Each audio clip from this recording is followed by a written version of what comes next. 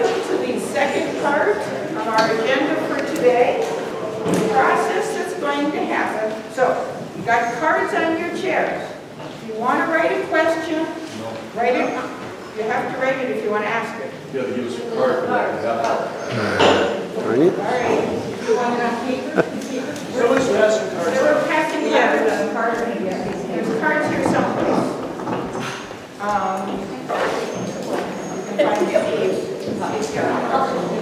Okay. Someplace, cards. Okay, so write your questions on cards. The process is this. The two candidates are each going to get a 2-minute opening statement.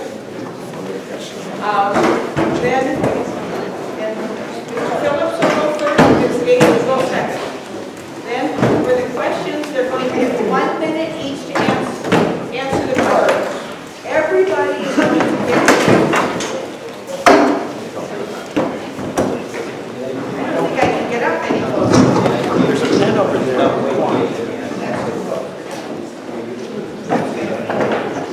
All right. I'm trying. There's one other guy. All right. Wave them in the air, and Steve or somebody will pick them up and give them to me. I will read each question is going to get asked of both candidates. So no personal questions, no questions. This game is just one person. To get the questions, I may reword them in order to make them so both candidates can ask them, answer them. If I get multiple questions on the same topic, I'm going to combine them down to the 4 questions. There'll be time for about 12 questions. There might be more. We have an hour to do this, which is an exhausting hour for those who are participating in it. And so that's your questions. If there's additional questions, both Mr. Phillips and Ms. Gage will be here for the meet and greet part afterwards, so you'll have time to talk to them, as well as to all of the other, I think we're up to 12 candidates here at this moment. Cards? Yes, sir. I have a hybrid question and a sheet of paper. Do you have it?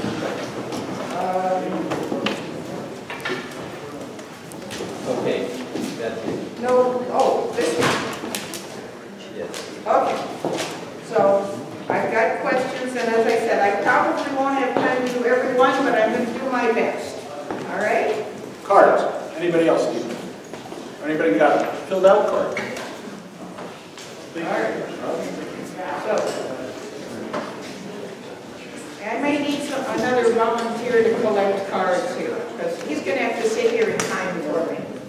You can do it. Okay, thank you. Wonderful. So this nice lady here is going to pick up cards. All right, so welcome to the forum. As I said earlier, for those of you who were here earlier, I'm Mary Ellen Dix with the League of Women Voters of Monterey County. And we're happy to welcome you here to this election forum. We spent the first hour talking about the 5 propositions. Now we're going to do this kind of debate here with Mr. Phillips and Ms. Gage. And then in the final hour, we will have time. We will introduce the candidates who come. We invited all the candidates. This is the candidates who had time, we're not elected, had time to come. And we will give each one a chance to give a brief, 3-minute limit introduction to themselves. And when that's done, there will be refreshments, and we'll be walking around and people can talk to candidates. At 4 o'clock, once we've done the introductions, the candidates can also put out their campaign material on the back table. Well, we told everybody none of that until we get to the meet and greet part. Okay? Thank you very much. All right, Mr. Phillips, you have 2 minutes to introduce yourself to the audience. Thank you, and I appreciate you coming here and getting to know us and being involved in the political process a little bit. I know a lot of you. I've been in this county, North County, 47 years, and I think the experience plays well for us in doing that. Especially with the housing crisis that we have in this county, the water, the roads, the budget prices, we're looking at about a $36 million budget. The county that experience as well. I know most of you know, I was a prosecutor here for 13 years and ran the DA's office for half of that time. I was a judge for 21 years, and then I retired to do something about these young people that were getting lost in the process and getting locked up, and I started Rancho Cielo. And I ran that, retired to run that, and founded it with my wife for 10 years.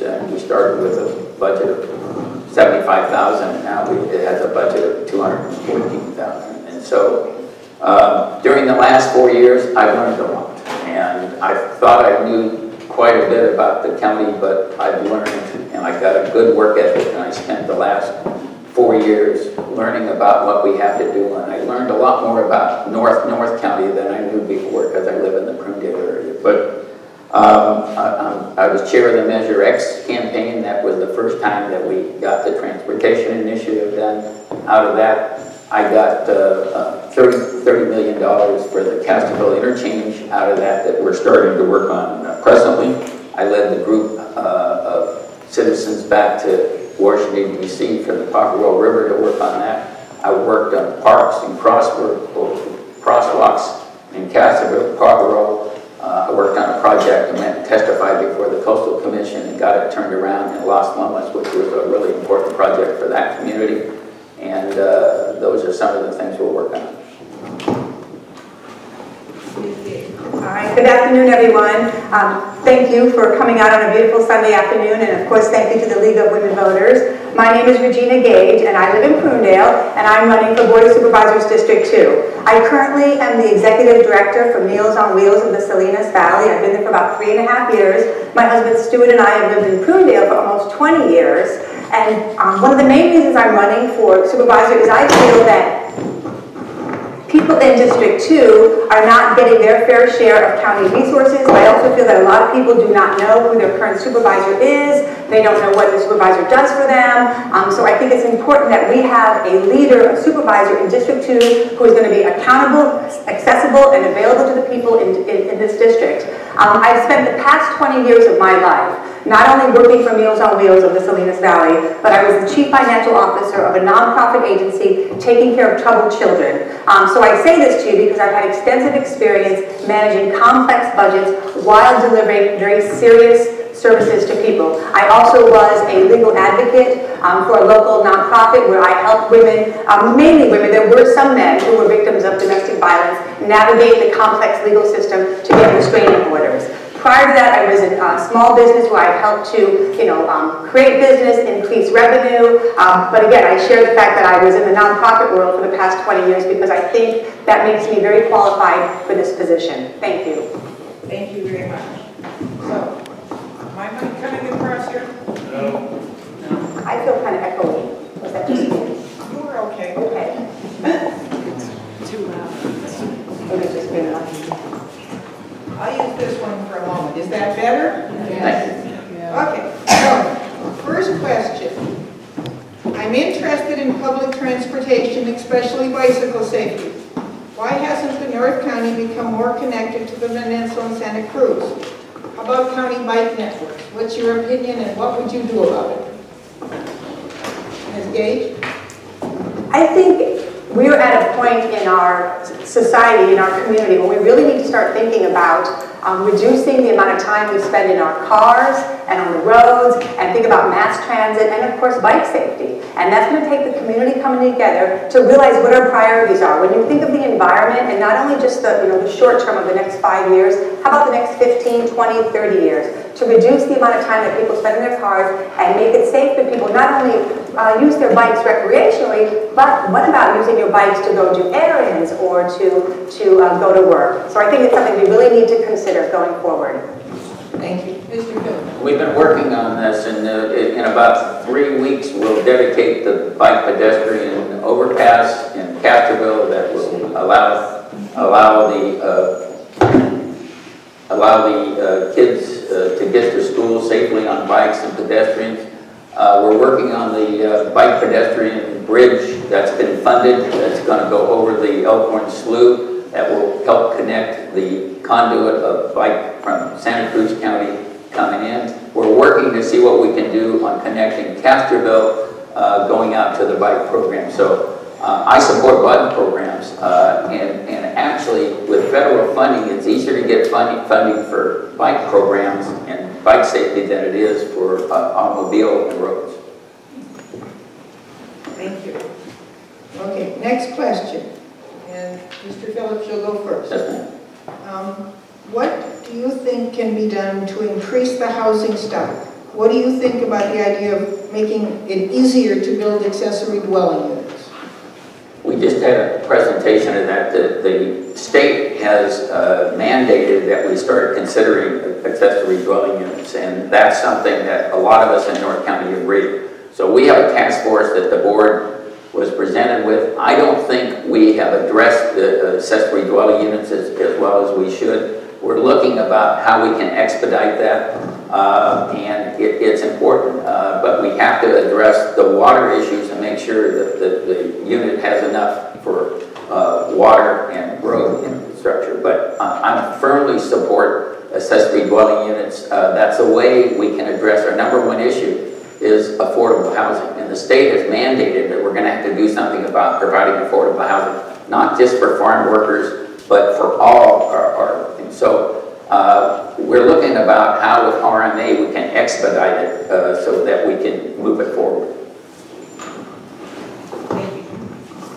I think ADUs, also known as accessory dwelling units, are something that we absolutely need to support. It helps to create infill where you don't need to create additional water space sources or sewage or transportation. For example, if you have a garage, you could look at converting that garage to a livable space for someone. So I think it's absolutely something that we need to continue, and the county to do everything it can to facilitate more of those units in this housing crisis that's obviously impacting California, Monterey, and the nation on a whole. Ms. Gage, you're first on this one. What is your position on immigration and DACA? Obviously a very serious issue.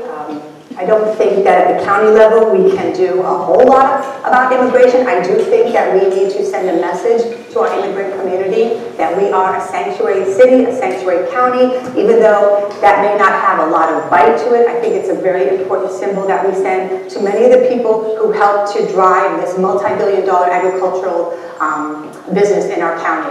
I think, immigration is at a federal level, which it's time that they come up with some comprehensive immigration that's really going to help people. As far as DACA, I think that those young people need every opportunity, and we need to support them being here and fight the hateful rhetoric that's coming out of Washington. Okay, everybody please, I know you have strong feelings about it. You can cheer it, you can do your clapping at the end, but it just takes time, and it's disruptive, and it's hard on my tape too. Thank you. Cheering for me? You're next. I didn't support the sanctuary city because I didn't think that was right. I think it gave a false sense of security, and I thought it was wrong to tell people it's all right to violate one law and then where to stop there, and I didn't think it did anything for us.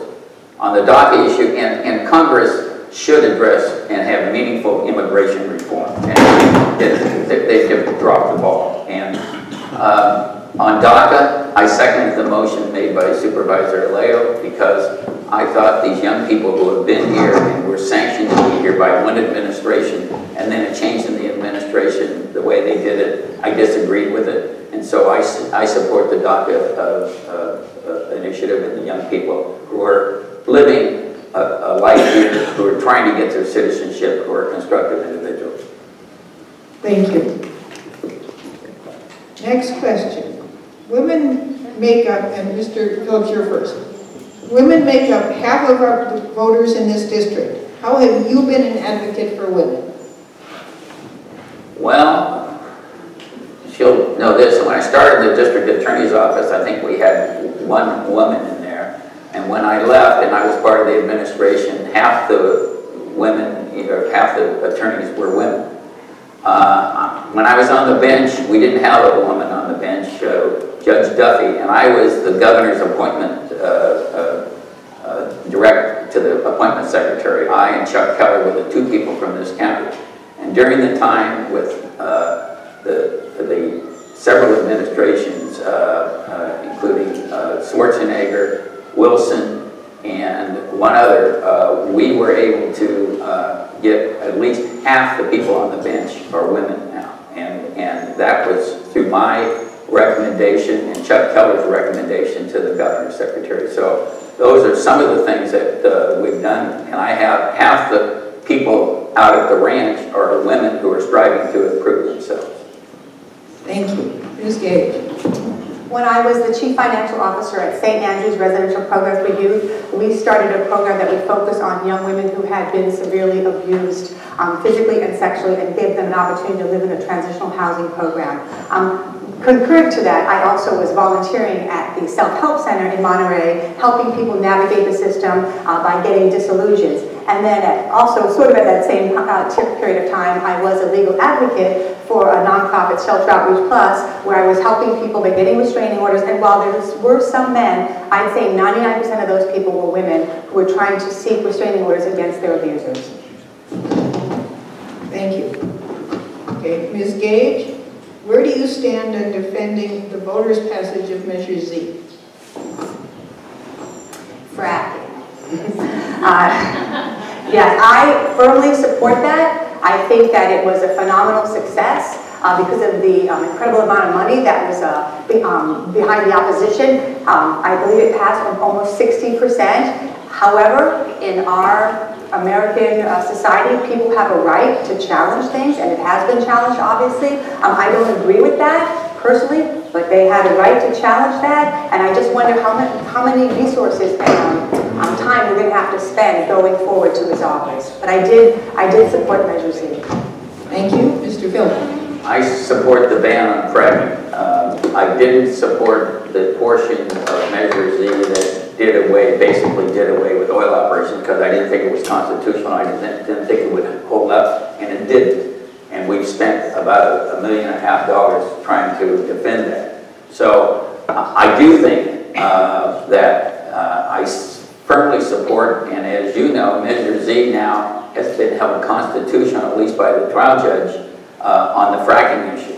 On the other ones, what I propose to do, and when we make a final decision on how we're going to proceed on this, what I intend to do, and I think I have support from my colleagues, is to do a use initiative like we did with cannabis and say the only type of oil operations aren't appropriate in North County, aren't appropriate in the peninsula, aren't appropriate any place other than the southeastern course of the county where basically the oil operations exist now. They contribute about $7 million a year to our taxes, and so I think we ought to do that and limit where any oil operations can be. Thank you. Okay, Mr. Phillips, what are your plans to address homelessness in District 2 and countywide? Well, we've been working with the city of Salinas. I mean, every district has problems in the homelessness, and and our county is not the only one that's addressing it. I entered into an agreement and worked with the city, the Mayor Gunter of the city of Salinas, so that we could start working on a homeless shelter. We got an overnight warming shelter. We moved the public defender earlier into their offices. We took over that facility and we provided overnight shelter for the homeless there. We're working on 1220, the old Weights and Measure building. We're working on providing that and doing that. I wanted to do it through nonprofits working in it, kind of like we did Rancho Cielo. I kind of got overruled, and so we're working on a more robust project that's working with the city of Salinas and the county of Monterey moving forward. Thank you. Ms. Gage? I think there needs to be a regional approach to this heartbreaking issue of homelessness. So it can't just all fall on the county, and I realize that the county has started working with Salinas and that they are starting to cooperate, but again, it cannot all fall on the county. I also think we need to step back and look at homelessness, and it's not just one reason that causes people to be homeless. There are mental health issues. There are people who are temporarily homeless, whether it's because of a loss of a job or drug addiction, and we need to get those people the help they need as soon as possible so that they can continue on in our society. I also find it curious that there's no state or federal agency that is committed solely to this issue when, again, not only is it an issue in Monterey County or California, but it seems to be a national epidemic, and there needs to be pressure to provide services to solve this. Mr. Phillips, you want me to read it again? Oh, sorry about that. Okay. My concern is the traffic or lack of road improvements. With the homes that are supposed to be being built on Hall Road, what are your plans to address the Highway 1, Salinas Road, Werner, Hall Road mess? The traffic mess, thank you. So obviously we have Measure X funding in conjunction with the state funding of SB1. Again, traffic is a serious issue, and we all have to ask ourselves, are we willing to get out of our cars, maybe not today, but are we willing to look at a more environmentally friendly solution to the traffic? We can't make a law that prevents people from coming to this beautiful area. So what are we willing to do to solve these traffic problems? On 156, we took a chunk of that. We got $30 million, so we're going to do an interchange there. On this Prunedale to Papa Road, it's a constant traffic, and so I commissioned and we got a $212,000 traffic study, and we're studying it. And I can drive it, and I can tell you we need some kind of roundabout that's someone designed smarter than me at Werner, because Werner is just a mess of traffic, and we need that. In Los Lomas, we need either a roundabout or something to offset that signal. I mean, that's clearly needed. We need something at Castroville Boulevard, either a roundabout or a signal change. We need something at Strawberry.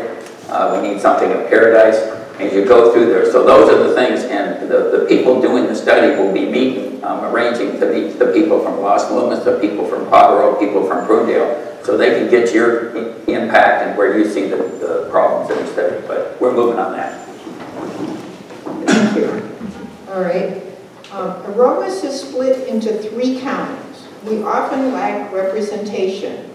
How are you going to get to know the people up in this area? There's many events. What kind of things would you come to? What other efforts are you willing to make to get to know this area? I come to Sal's restaurant every couple of weeks. That's one thing I do. But it is. We've had some meetings up here where we had the sheriff, and I come every year to the Flag Day with the kids.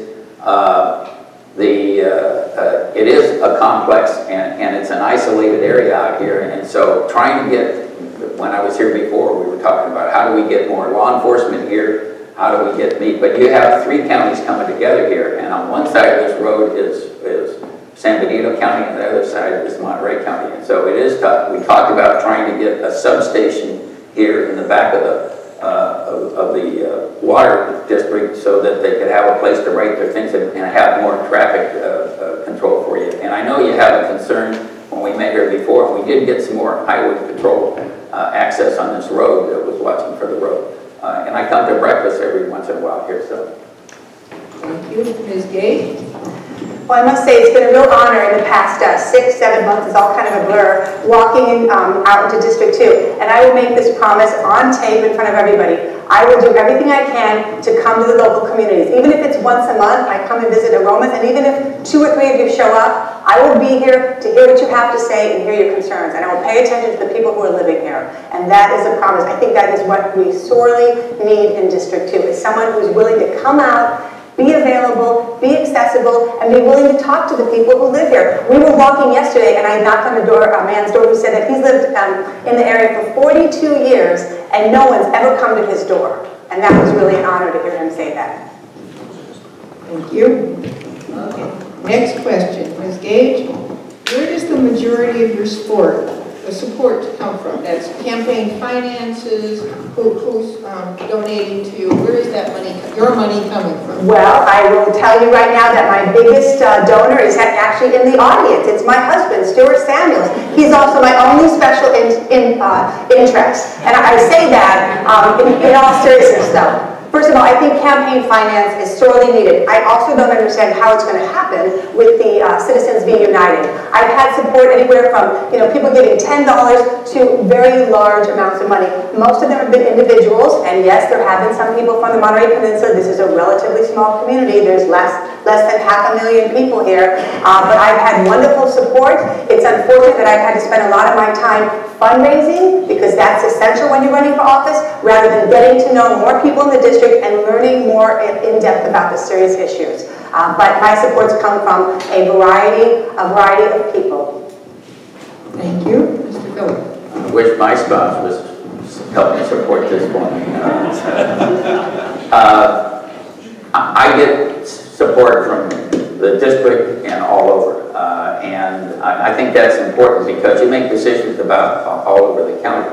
I gotta say, I have a little concern for District 2 when my opponent, 70% of her donations and her donors are coming from District 5. And that just causes me concern and some other people. So I have quite a bit of support from South County, a lot from obviously the district here, from the businesses and the people in the community, and a lot from the people on the peninsula.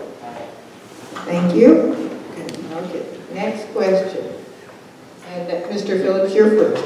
What caused the current $30 million plus deficit in the county? What's the best solutions?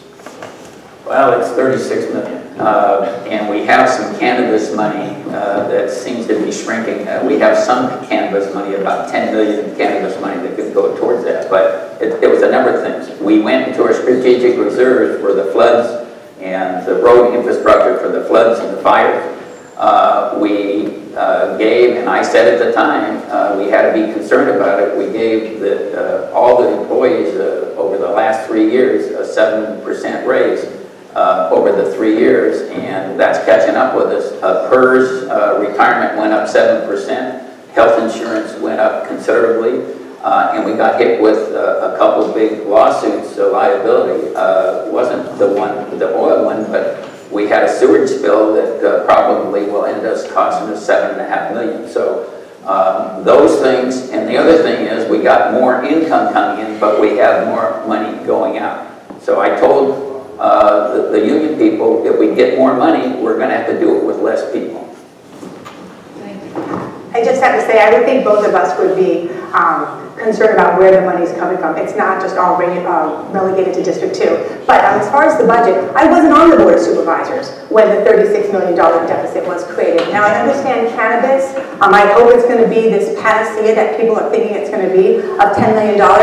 We're not quite sure what that's going to look like, but we have some serious decisions to make, and I think that we need to look at, in my opinion, instead of cutting positions in the rank and file, and I really don't like that term, but instead of cutting those positions, why don't we look at the department heads, and why don't we look at the level of benefits that they're receiving compared to the other people? We're going to have to look at duplication of services, and obviously we're going to have to preserve essential services to this county and not cut those. The department heads are going to have to comb through the budget with fine detail and find out what can be eliminated, what non-essential services can be eliminated. Also, I recently understood that the county, or learned that the county is subsidizing the hospitality industry to the tune of about $2 million and helping them to advertise to tourists, which I was not aware of.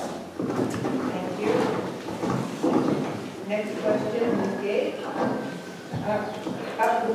How do you stand on the issue of single-payer health care in California? I completely support single-payer health care. I think it is atrocious that in the year 2018, especially in this county, when people can barely afford rent, they have to pay astronomical costs for their health care. I know that I personally, my health care is $900 a month. Now, thank goodness my employer pays for it, but there are many people in this community, and if you look at the major industries in this community, that hospitality and agriculture, while they're very important powerhouses, do they provide health care to most of those employees? And since many of those employees make, relatively low wages, are they able to afford health care? There are so many people who are struggling. I think that absolutely the time has come for us to be able to provide that. Thank you. Phillips? I think healthcare is important. Whether we can afford the universal health care is another thing, but I think providing health care for our citizens is critical. We recently dove in with conjunction with the Nativity Hospital, were able to get $2 million for the health sustainment health program, so that people who could not afford, who could not get the ancillary things that they needed for health care. So I think we have to work on that one thing, health care. It's the critical thing to our people. I was talking to the president of the Teamsters Union, and he said we got a $2 raise, but it really didn't help us getting that because of the cost of health care and the cost of housing. And so those are two issues that we really have to address. Thank you. Good question to the audience. Does anybody else need a card? Any other questions here? They're here on this chair if you need one. Okay, next question, Mr. Phillips. We're back to road issues again. What is the future plan? What's the future plan for the county, with the county, to repair the roads and provide safe walking along the sides of the roads?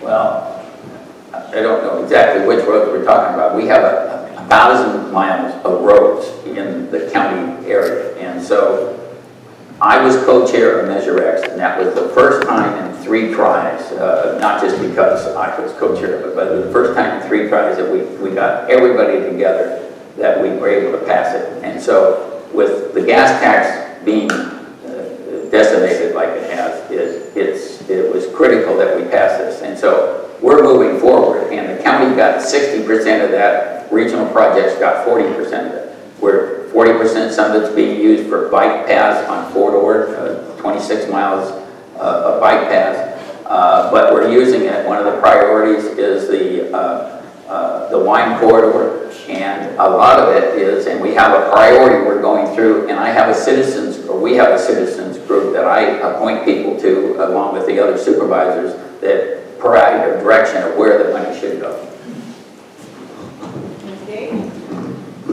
Well, I know, as I said, my husband and I live in Prunedale, and for the first 3 or 4 years, we used to walk our dogs down Tustin Road. And it became such a terrifying experience in the morning. Instead of being a relaxing, wonderful way to start the day, it became terrifying because there really is no way to walk on the side of the road. And I see that all through District 2. So again, what are we going to use our funding for? Are we going to use it for increasing the safety and the recreational ability of people, or are we going to use it for paving, creating more parking lots? So, very important. Thank you. Next question. Please explain your system, or what will be your system, to respond. Please explain in your office system to respond to people who leave a call or want to set up a meeting or want to have talk to you. And you're first. Okay. But this is what it would be.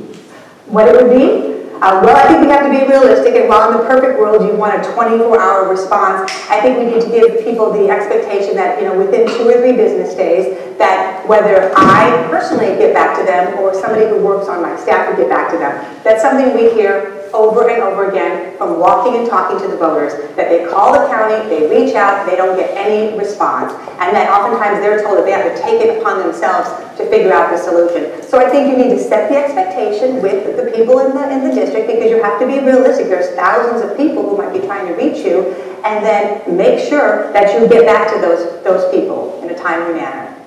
Thank you. Mr. Phillips? My opponent has said at another forum that no one knows who the supervisor is.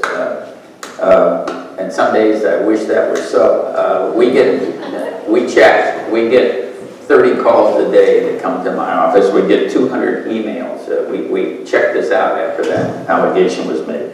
And we respond to them, and a lot of it has to do with trash in the roadway, a problem with a neighbor, a lot of things that homeless encampments in their area.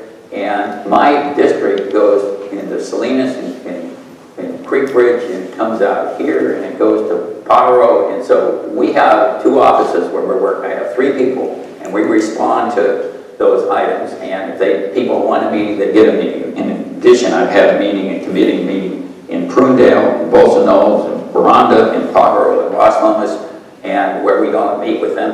And then with this new traffic thing, I'm convening these people so we can work on things. Thank you. Okay, Mr. Phillips, what are your thoughts about the inner lake tunnel between the Cimiento and San Antonio reservoirs? Well, Mr. White out there will probably disagree with me, but I still think, I mean, we have enough water in this county. It's a matter of having the way to collect the water and to retain it. And so with the difference in the way that the 2 lakes consume, it seemed like an ideal solution. It was something that Bob Annell came up with before he died. We ran into problems on it with the white bass issue, that we have to figure out a way so the white bass don't get from one lake to the other lake, and we got to get it through the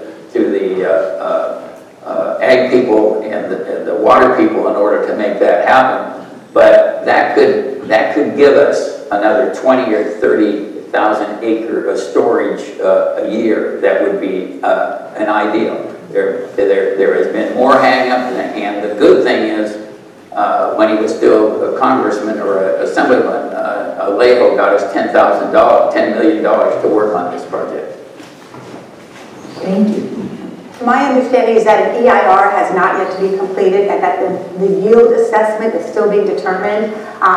Obviously, we need a distribution system for our water. So while it sounds like it could work, and we obviously seriously need to figure out the water issue that's plagued this county for 5, 6, 7 decades, I think that whatever we decide to do, we have to get buy-in from a variety of factions, not just the ag folks who are essential to our community, but also the residential people who live here as well.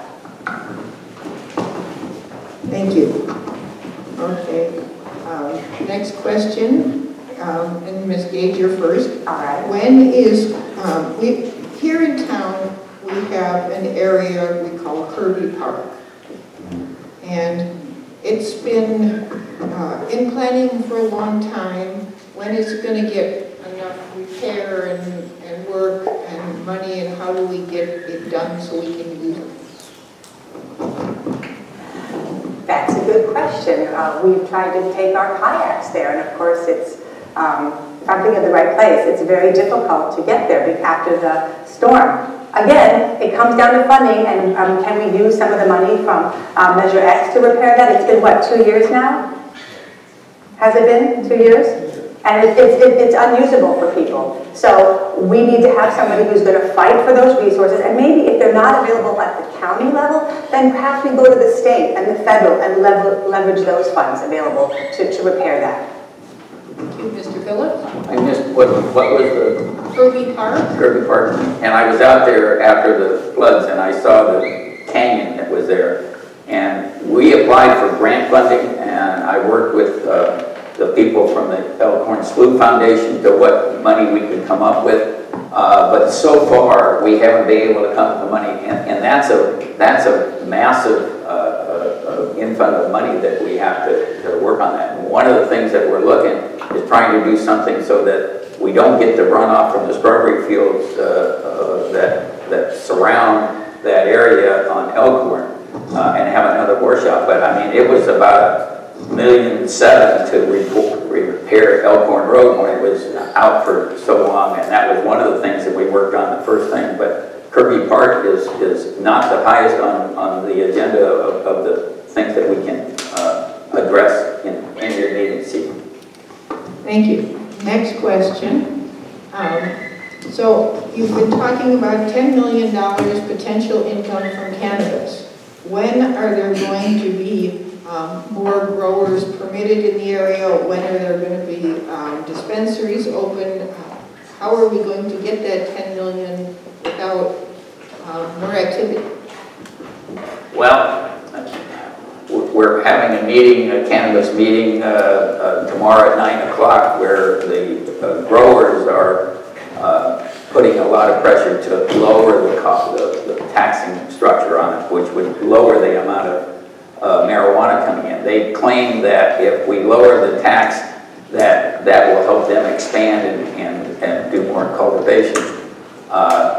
I'm not in favor of lowering it as much as they say it should be lowered. One of the things I do think that we need to do, and the DA-elect and I have been working towards that, is trying to do what we can to put the black market out of business because it's unfair competition for the people in there. And if we do that, I think that will help the legitimate growers, their business thrive if we hit the black market. So far we've had one raid, but we haven't been very effective at doing that. Thank you. Ms. Gage? Obviously, cannabis is a new and evolving industry, although let's be frank, the black market has been in existence for decades growing cannabis.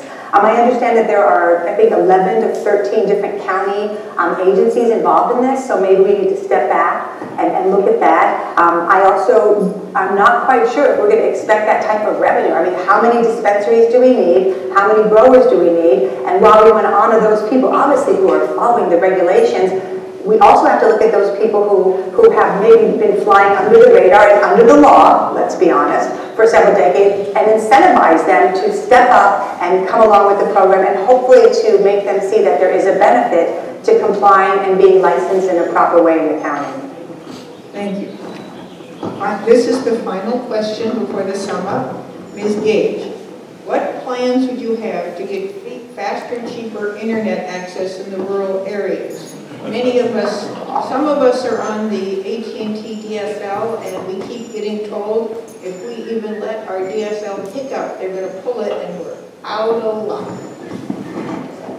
That question obviously hits home.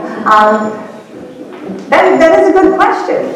And I understand it's going to be very expensive. Again, we have to, maybe the county could help us to encourage these providers to come out to the hinterlands and provide internet support. I think not only does it impact adults, but it also impacts our children, because they need to have access, they need to get online and be able to compete in a proper fashion with other folks who are in less rural areas. I don't quite understand why it costs so much money to change the system, but maybe there could be some sort of county incentive to encourage those providers to come to D2.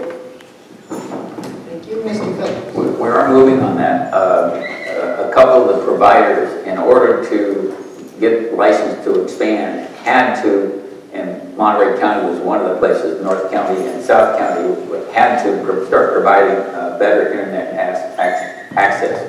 And that is my wife's #1 complaint about how slow our internet access is. And so I think that is coming, and that was a part of a negotiated agreement between us and the providers. And so you see them out working in Prunedale and North County, so I think that's on its way. Thank you. Okay, so this is the final 2-minute sum up. Ms. Gage, you get to start because Mr. Phillips did the opening. So here's your 2-minute final sum up. All right. Well, thank you again, everyone, for coming out on a lovely, well, it was a lovely Sunday afternoon. Hopefully it's still that way. I appreciate your interest. Obviously, this is going to be a very important decision for people to make on June 5th. I was honored to receive your vote. I think we're at a critical point in Monterey County where we could really change the conversation. We could really change the dynamic on the Board of Supervisors in a wonderfully progressive way. I'm not backed by, well, except my special interest, Stuart Samuels. I'm not backed by big interests, big developers, big ag. I'm backed by the people in this district. And even though it's District 2, it's all in Monterey County. It's 1 vote out of 5. And I think there needs to be a more collaborative approach on the entire Board of Supervisors. Yes, I will fight. I'm a really hardworking person. Yes, I will fight for the constituents of District 2, but I also know how to collaborate with people. In my job at Meals on Wheels, we've had wonderful success by being able to collaborate with other CBOs, community-based organizations, to find out the best solution for the least amount of harm, the least amount of problems. So I would welcome your vote, and thank you again for your time and interest. Thank you. Mr. Phillips. Well, I too thank you for having us and taking an interest in what we're doing. This is a big election. Whoever's elected here will be chair of the board next year. So, I mean, that's a pretty big thing. I feel we can get a lot of things done. I work well and have the support of Supervisor Leo and Supervisor Salinas, and we work well together. And I feel I'm fighting for North County, although I tend to agree with Regina that sometimes I don't feel North County gets its fair share of the tax dollars. And so I fought in Potero, and we got a park. We got a crosswalk, lighted crosswalk there. Las Lomas, I told you, we went and fought for a project that was going to provide a 17-acre park for the people, and sidewalks, and a library for the people, and Las Lomas didn't have anything like that. I fought for the Prunedale. I got the electric gate open in the Manzanita Park. That was a $25,000 gift that I got. And in Castroville, we have the crosswalk that just went in. I don't know whether you saw it on the news, a lighted crosswalk that took me 2.5 years to do it because you're talking about Caltrans. And we have the overpass going in later this month. And what I want for North County is the kids growing up in North County having the same rights as the people in Carmel and Monterey. And that means, I think, affordable child care to them that they need, to have the parks, to have the safe things that they need, to have an after-school program, and the other things that I don't think some of our jurisdictions out here have. And I think the kids growing up here ought to have the same opportunities as the kids wherever they're growing up in this county. They ought to not start at a leg down. My kids, 2 of them are teachers, and they see some of these kids that get started in school and they're way behind by the time they get there. So I think it's important that we work together, provide for all of our workforce, whether they're field workers or whether they're teachers or whether they're lawyers. Thank you so much.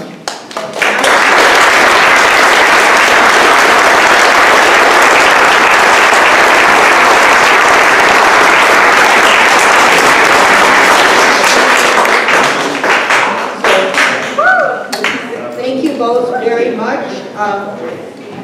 The next section will be the meet and greet the kids. Excuse me. Will be the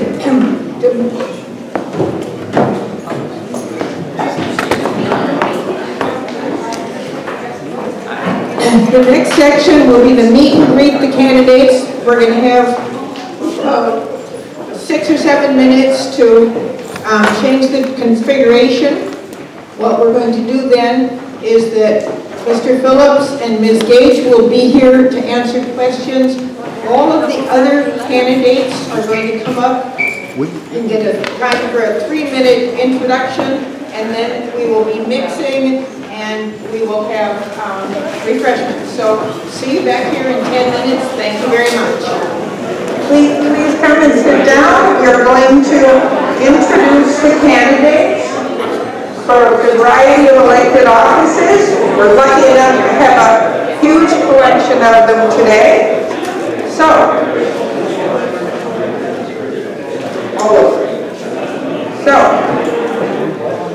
you please sit down.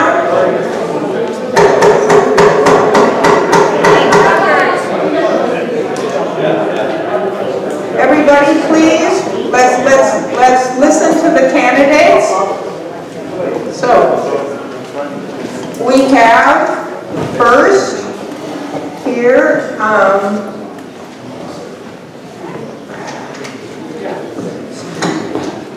have to have my list out. All right. You've already been introduced to Mr. Phillips and Ms. Gage. So, next candidate is Jeannine Tacherra here. All right. So, Bill Lippy. Bill Lighty. I'm sorry, Mr. Lighty. Bill E. All right. Huh? Lighty. Bill Light, yeah. Nice to meet all of you. So.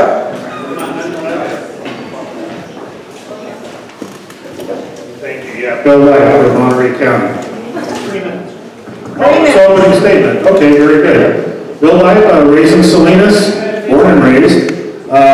Have been in agriculture the last 11 years as part of the family business in Salinas, Greenfield, and Hollister. So San Benito, Watsonville, Monterey, and South Santa Clara counties.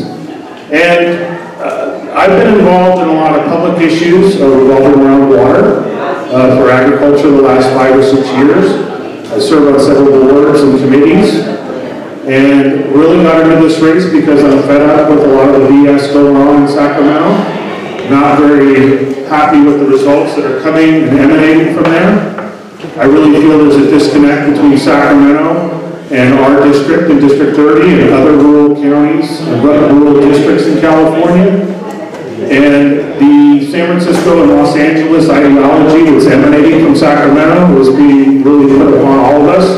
It's incurring a lot of high costs, whether it's with housing, lack of development for water projects. We have issues with healthcare that I think need to be addressed. All of these things lead to higher costs, not just for businesses, but for the workers that actually make the businesses go. Their budgets are really under assault, and the businesses that employ them are under assault as well. My intention is to be a voice of reason and rationality, and to let the city folk know that the rural Californians are sick and tired of having these onerous regulations, onerous costs put on all of us to pay for. And that includes our roads. A lot of issues with roads here.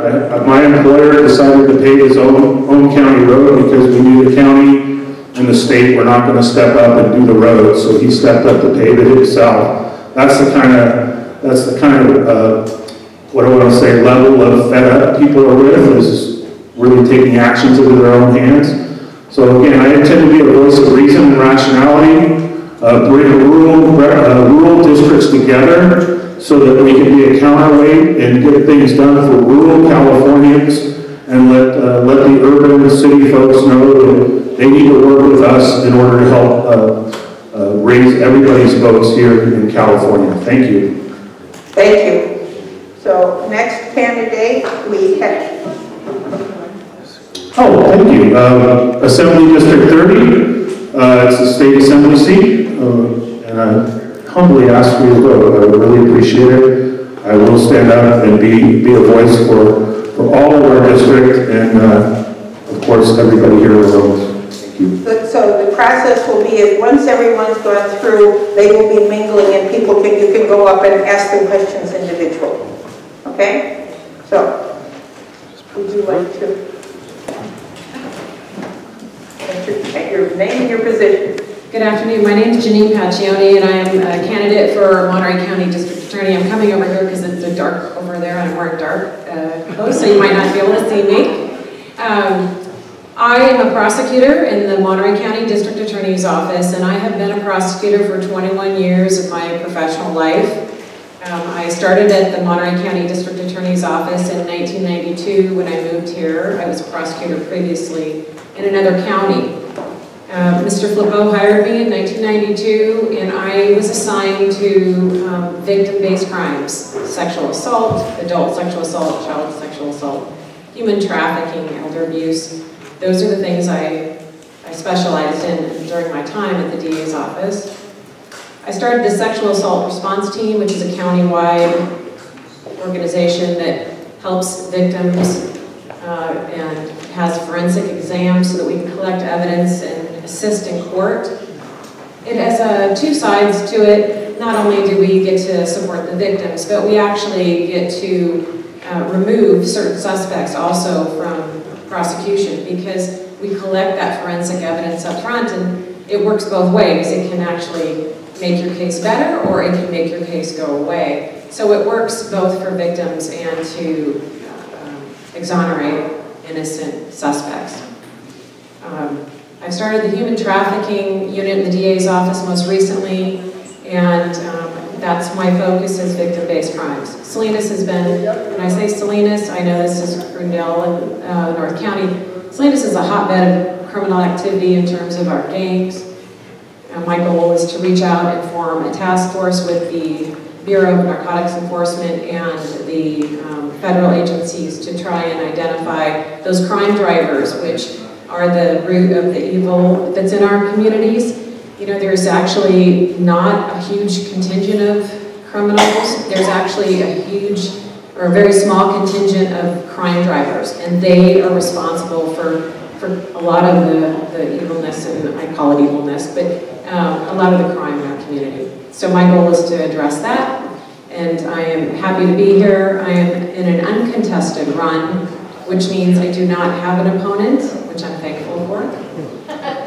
So when it says vote for one, and my name's the only one there, that's the one you need to vote for. I appreciate that. And I'll be around later. Thank you. Thank you. Repeat your name. Jeannine Pacioni.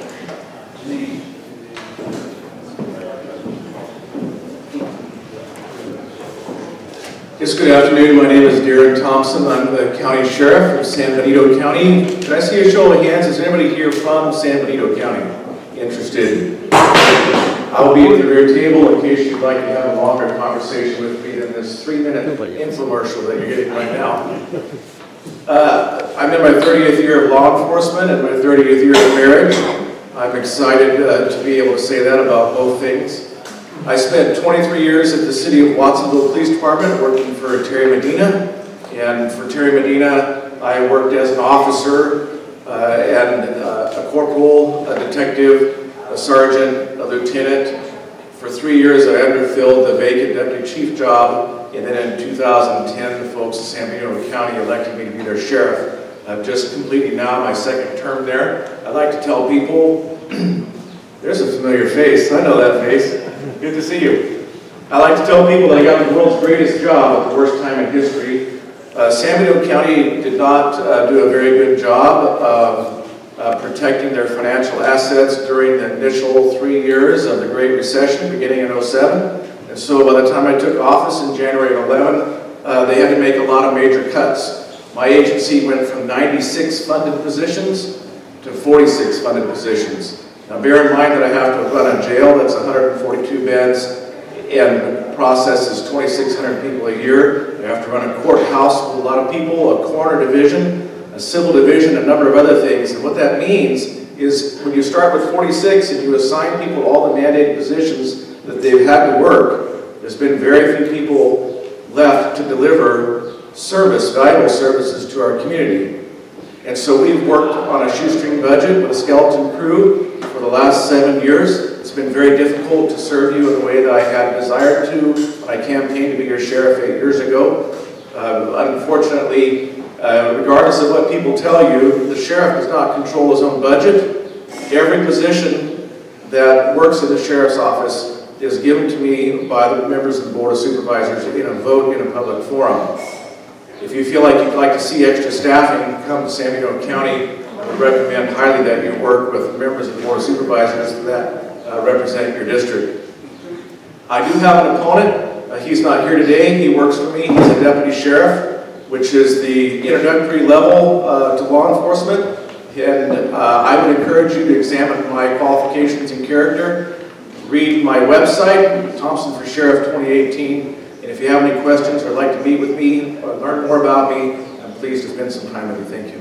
Thanks. Thank you, Mr. Tack. Thank you. Good afternoon, everyone. My name is Larry Tack. I'm running for the Monterey County Assessor Clerk Recorder's Office. Just a little bit about myself. We moved down here from Iowa in 1985. Very familiar with the agricultural service. Very proud of the fact that all 3 of my children graduated from local high schools. My background is 32 years as a real estate appraiser, and I've been all over Aromas, Royal Oaks, Prunedale, South County, North County, all kinds of roads that you probably don't even exist. I've been out there looking at homes. But today I'm running for Monterey County Assessor Clerk Recorder. I've been in that office for over 10 years. My opponent is the current assessor.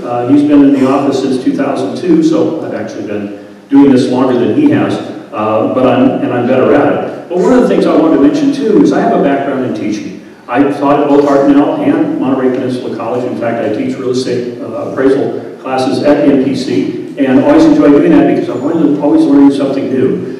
One of the 3 things that I want to talk about, and if I don't have time, hopefully you'll catch me at the break later on, is fairness, morale, and education. Fairness is important because of all the properties we have in Monterey County, we have over 40,000 residential properties that don't even have a homeowner's exemption. Now, by law, we're supposed to apply all the exemptions that go on to properties, but we don't have an outreach program. It would be so easy to reach out to you folks and say, hey, you live in the house, you own the house that you live in now, do you have a homeowner's exemption? Look here at your tax bill. If you don't have it, give us a call, we'll send you a card, and we'll put it on there for you. We're not doing that. He's never done that, and I want to do that for everybody. One of the questions a lot of people ask is, gee, I didn't know this was an elected position. It is. And the other question is, what does an assessor do? Well, hopefully you'll have a chance to ask me that at the meet and greet, and I look forward to meeting each and every one of you today and looking forward to your questions. Again, my name, wow, that went fast. My name is Larry Tack, sharp on values, sharp on the issues, Monterey County Assessor's Office. Thank you so much. Thank you. Okay, Ms. Shah.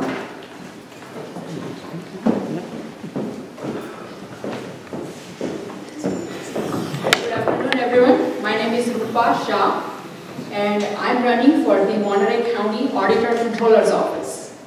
So people ask me why, just like Larry Tack said, is this an elected office? No.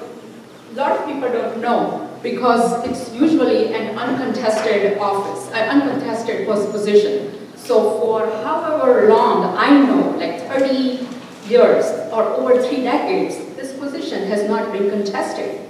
Because usually what happens is it's a professional position, it's an accountant, auditor, controller position, so you need professional background, education, experience, and things like that. So usually whoever is the incumbent or whoever is the second in command, such as assistant auditor controller, would typically transition to the auditor controller position when that position becomes vacant. Well, guess what? The current auditor controller is retiring after 4 terms that he has served. And prior to him, the prior auditor controller probably served 4 terms.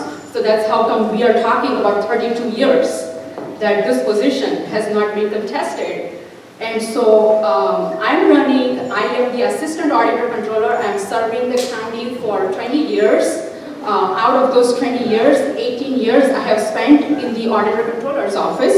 So I'm the second in command currently. So I oversee the operations of the office, manage the day-to-day operations. I started out in the auditor controller's office as an internal auditor. I moved up to become the chief deputy over the internal audit division, so I have exposure and experience in the auditing area. I then transitioned to the general accounting division, and so I served as the chief deputy over the general accounting division for 11 years with the Monterey County Auditor Controller's Office. With that, we have produced the county's financial report and financial condition assessment annually. And this report is a very important piece of document for the county. It has entire county's financial information, and it has been done by the Office of the Auditor Controller, and I have played a key role in that process.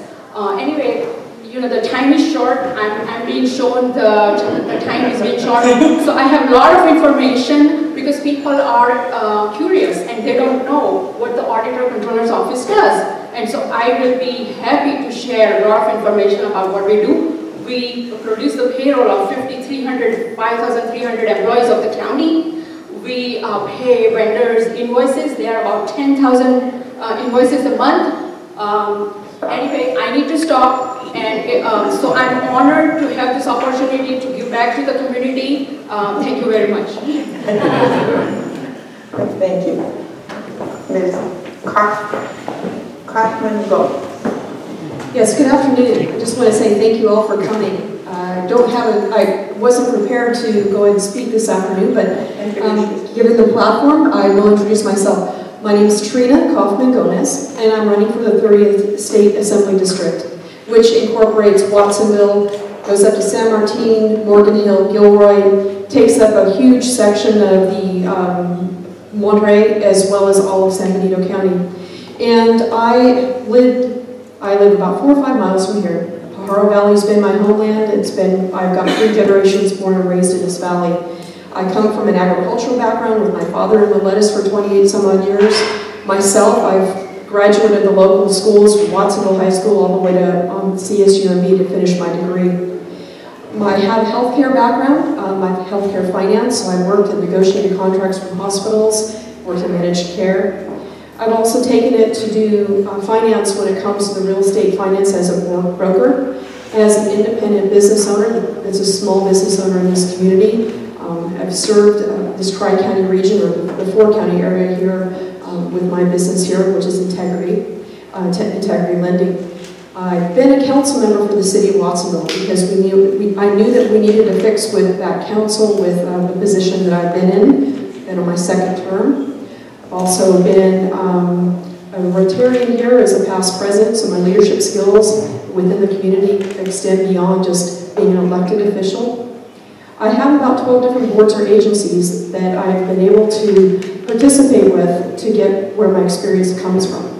I'm part of Regional Transportation Commission, so I have a lot of understanding with what we have for the money and the resources to fix the roads and the streets and our whole transportation sector. I've been on LAFCO, which is also a land use agency, and the Bay Area government for AMBAG, which is a tri-county region here. So I've been representing this area for several years. I'm also with Monterey Bay Community Power as a founding board member, and that is your electric bill that will be coming out for your residents in July 1st. Right now it's with the commercial sector. And I'm wanting to make sure that I'm well-rounded so that I know what's going on, that we need policy-wise here local, it's done at the state. And we have lots of challenges in making sure that we get the rural resources that we need in this community. And I just look forward to being available for you. I have the website, which is trinaformalassembly.com if you want any more information about me. And I would look forward to having everybody see me afterwards with any kind of questions that you might have. And really respect your time and all of you for coming this afternoon. So thank you. What assembly position? So 30th District Assembly. Thank you. Thank you. Ms. Henderson? Thank you.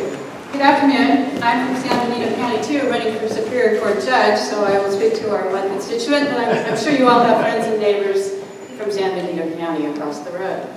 I just live on the other side of the road, down this hill in North Monterey County in Royal Oaks. I've lived there for 10 years. Prior to that, I was in Watsonville. I had a 10-year practice. But most importantly for my position now, my challenge running for Superior Court Judge, is I've worked at the San Benito County Superior Court for 18 years as the family law facilitator, which means I assist people from the street coming into the courthouse who don't have attorneys, asking how they get before the court. The access to justice is a new and novel and greatly underappreciated and greatly needed role that the courts in the state have come up with since 1997 when the Family Law Facilitator's Office was created statewide. I began 3 years later in 2000. Luckily, it's been developed and progressed throughout the state, and every court now in all 56 counties of California have at least one family law facilitator. So it started out with assisting in child support issues and expanded to all types of family law. A few years ago, maybe 10 years ago, self-help on the other side of the fence, civil law, criminal law, all other factors of the Superior Court, also got funded in self-help funding. So we now have this movement that I feel I helped start and am riding the crest on as a family law facilitator. And more importantly, I've got to know the people of San Benito County and Aromas. Before I went to work for the court, I represented people in San Benito County Superior Court as an attorney in Aromas, living in Watsonville at that time. So please tell your friends and neighbors that there's a woman running for judge in San Benito County Superior Court. There's never been a woman elected to the bench. We've had commissioners, Jean Flanagan, Diana Baker from Monterey County, who both sat on what we call the 1058 Commission, the Child Support Commission, and they sit on the bench and look like judges, but they're commissioners. But we've never had a woman judge. So my background is I worked for a small firm in San Jose as a young lawyer, then I worked for the City of Santa Cruz municipal defense firm, then I had my own practice for 10 years, and I've been at the court for 18 years. I was also the president of the Family Court Services Directors Association at the state, elected by my peers in 2006. It was quite an honor and very exciting to work with these professionals statewide that really are an impressive lot. As an attorney working in family law, you don't know what's happening with family court services departments who decide our custody and the division between timeshare and parents. They're an excellent professional group, and I felt honored to be their chair. And I will certainly appreciate your consideration and your vote, and it's an honor to be able to speak to you. And thank you to the League of Women's Voters. Thank you. Ms. Casillas?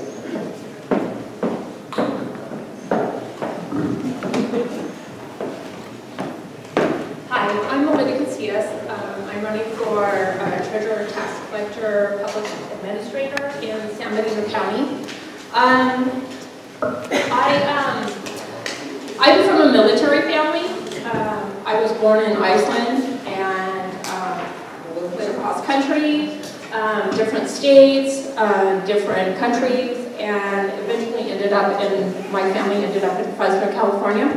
I went to school there at Fresno State University, and I got a degree in accounting. I met my husband, who's born and raised in Hollister, and after we got married, we moved to Hollister. I started with the County of San Benito in the auditor's office. I have experience in the baking industry. I went to, while I was putting myself through school in Fresno State, I worked in a baking industry, and then afterwards, I worked at a savings and loans for a couple of years after that before we moved to San Benito County. We raised 3 children, 25, 23, and 20 years old, 2 daughters and a son, and we were very active in their schools, in their sports, and 4-H at the fairs and the rodeos, and we did a lot of tri-tip barbecue fundraising. I was always the person in charge of the money. I served on a lot of the school board and the treasurer's department. I was in the 4-H department as the treasurer for their board. San Benito County, I worked in the auditor's office for 12 years. 7 of those years I was the assistant auditor. I did a lot of work with the treasurer and the tax collector's office. I did cash reconciliations for the treasurer's office, and I did property tax calculations and distributions for the tax collector's office. I left the county and I worked for my husband in his agricultural firm for a number of years, and then I went back to the county 5 years ago, and I've been the budget officer since then.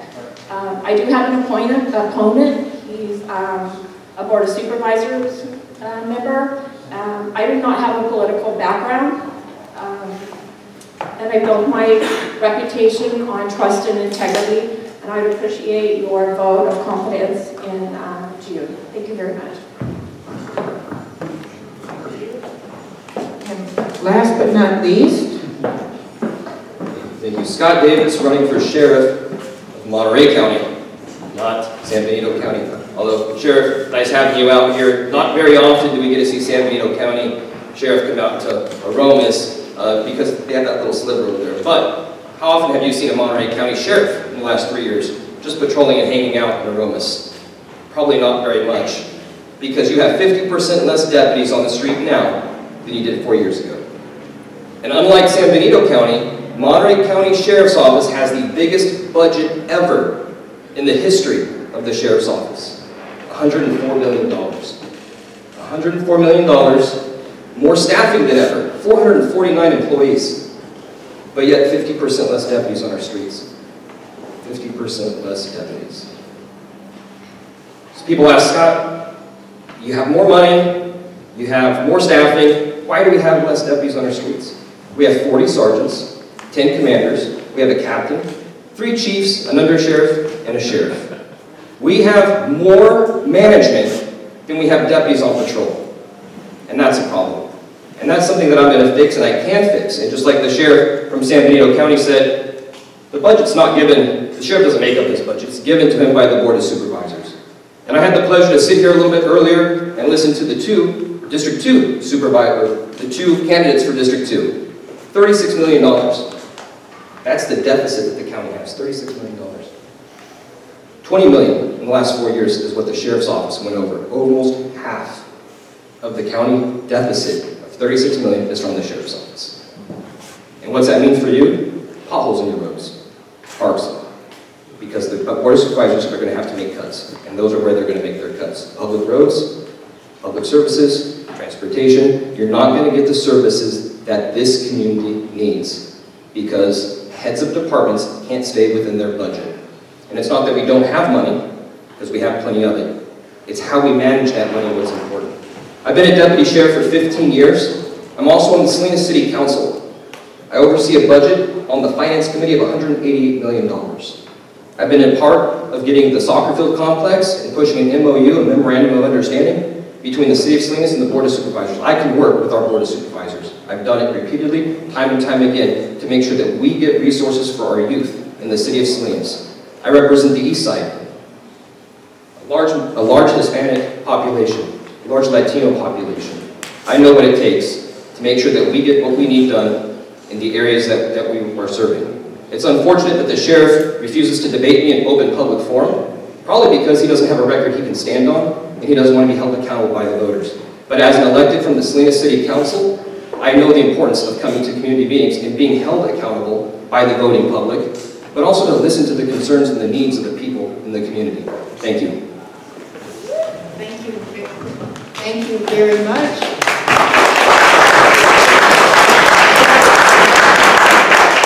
So, go out and mingle. You've got many candidates who come here to meet you, so go talk to them. Thank you all for coming.